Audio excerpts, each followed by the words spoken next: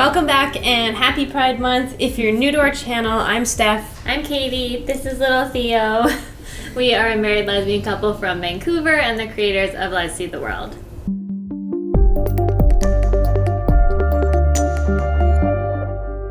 For today's video, in keeping with our Pride Month theme, we are talking about traveling as a lesbian couple. As you might have guessed from our name, we love to travel and we've done a lot of traveling in the time that we've been together. So we've traveled all around the world together. Luckily, Theo's been able to come along with us on some of those trips, but Katie and I together have been to 32 countries, 41 American states, and 9 Canadian provinces. Obviously, as a same-sex couple, there are different considerations we need to make when we're choosing where we want to travel and also different things that we think about while we are traveling. We can't speak for the entire queer community, but today we are going to be talking about our experiences traveling as a lesbian couple and offering some tips for LGBTQ plus travelers. To start off, we can talk about whether or not it is safe to travel around the world as a same-sex couple or as a queer person. And I think that's such a difficult question to answer because there are so many contributing factors. For us as two women, obviously we have a lot of privilege, we're straight passing, and there's a lot that comes along with that. But at the same time, just being a woman traveling in this world isn't inherently safe, and so we take safety very seriously, but I wouldn't say that when we're traveling versus when we're at home, we're doing too many things differently because we're always on high alert, we're always thinking about our safety, whether we're home or whether we're away. For us, traveling as a lesbian couple, we've had a lot of positive experiences. We really enjoy traveling, and we've been traveling pretty much full-time for these past 5 years. I wouldn't say there's ever been a time where we've worried for our safety, where we felt like we were in danger. We always make safety a priority when we're both choosing destinations and when we're away. And I would say that we've had a lot of positive experiences traveling as a couple together. Yeah, definitely. I mean, when we travel, we definitely don't like to closet ourselves. I mean, it's amazing that we have the privilege to do that in situations where we feel it may be dangerous for us to be an open same-sex couple. But that being said, in general, we will be open, we will hold hands, we definitely showcase that we are a couple, and that's something that we really like to do when we go on trips, as well as being at home. Definitely, because we're from Vancouver, Canada, which is a very progressive and open-minded, LGBTQ plus friendly place. We're used to being out and open at home, so we tend to go to destinations where we can do the same thing, and we feel like it's really important just in terms of visibility to be open when we can. So we do always make an effort to let people know that we're a couple, to hold hands, to show PDA when we're out and about, and do what we can to just be visible and help to normalize same-sex relationships. Yeah, and we will get questions like, oh, are you sisters or are you best friends? And, you know, unless it's a dangerous situation, we will 100% always tell people that we are in a relationship, that we're married, and what that looks like. If they have questions about, you know, marriage as a same-sex couple, which often people do. For the most part, we are pretty open about answering those questions, and you know, we like that we are in a position where we can help to educate people. Absolutely. A lot of the time, people just really don't know and they've never seen it before. There are lots of places in the world where same-sex relationships are not normalized, and it's not something that people are used to seeing. And so it can be really nice to have those conversations when people just genuinely are interested and want to learn.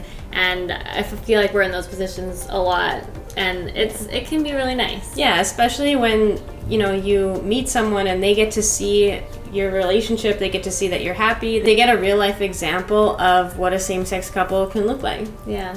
Obviously, every queer person is different. Not everybody is going to feel safe and comfortable being open when they're traveling, whether they're traveling with a partner or by themselves. Not everyone wants to out themselves, and that's okay. It's not safe for everyone, and I think it's a very individual choice. So just because that's what we do, it doesn't mean that that's what we think everyone needs to do.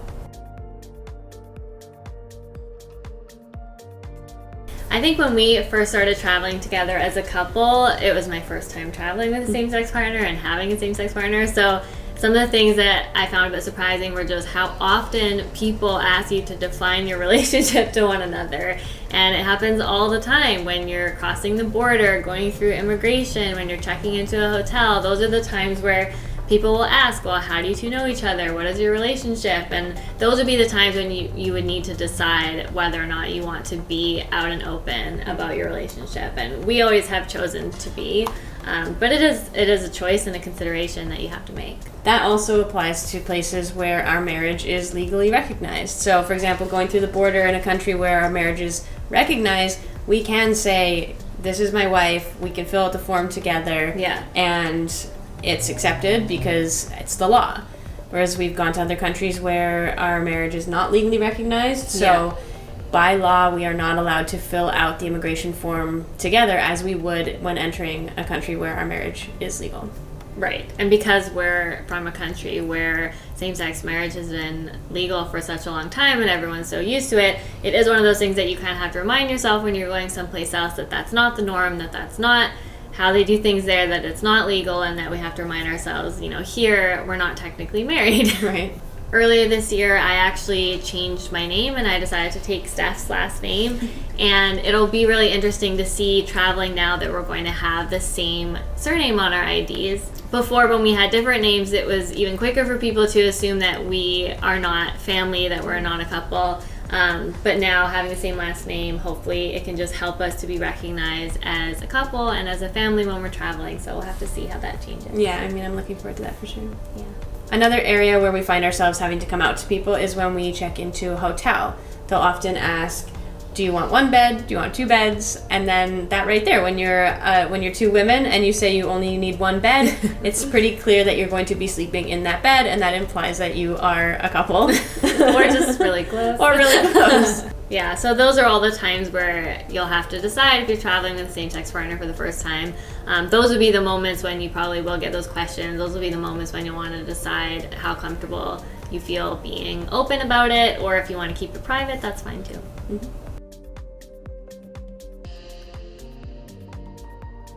As we mentioned, we prefer to travel to destinations where we can be out and open, whether it's the laws that are great or public opinion or a combination of both. So we figured we'd talk a little bit about some of our favorite destinations. Being Canadian, we absolutely love traveling around our home country. Like Steph said, we've been to 9 out of 10 provinces, and I feel like it's one of my favorite places to travel is around Canada, and we feel just safe and welcomed everywhere we go, whether it's a bigger city or a small town somewhere, and I can't recommend it enough to same-sex couples and other queer travelers.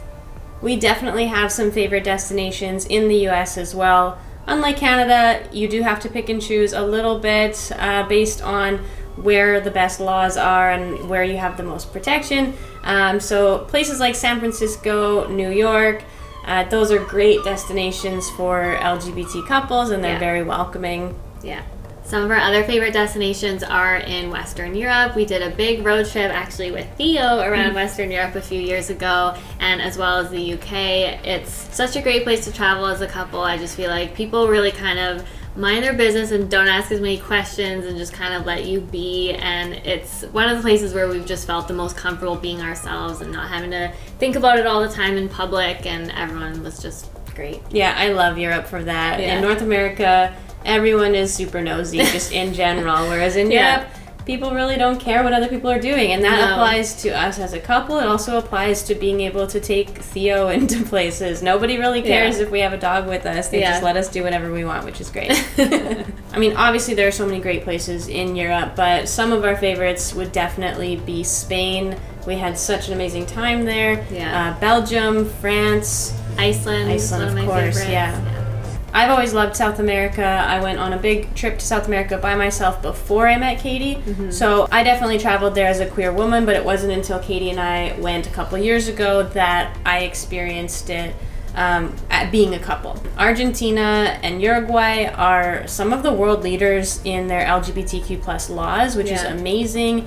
Even though the countries themselves are actually quite religious, their laws are very separate from the religious kind of aspect of their culture. I also found that the culture in general, the public opinion there was really welcoming and open, so that was a really nice surprise as well. Yeah, we were in the big cities, but I definitely felt very comfortable, very welcome there, and just safe to be ourselves. We also went to Colombia, and it was really nice entering Colombia and filling out one form and having our marriage recognized and being able to enter as a married couple. Definitely. Along with South America, we've really enjoyed traveling around Central America, Costa Rica, Nicaragua, Panama are some of our favorites, and also the Caribbean. Aruba, it has to be one of our all-time favorite destinations, and we can't wait to explore more of the Caribbean islands because a lot of them are very LGBTQ plus friendly. Yeah, a lot of the islands there are Dutch islands, and so they actually have a lot of the same laws that the Netherlands have, and the Netherlands, of course, is one of the world leaders in LGBTQ plus rights. So yeah, it's a nice little surprise in the Caribbean, where some of the other countries are a little bit more conservative, but there are some gems there.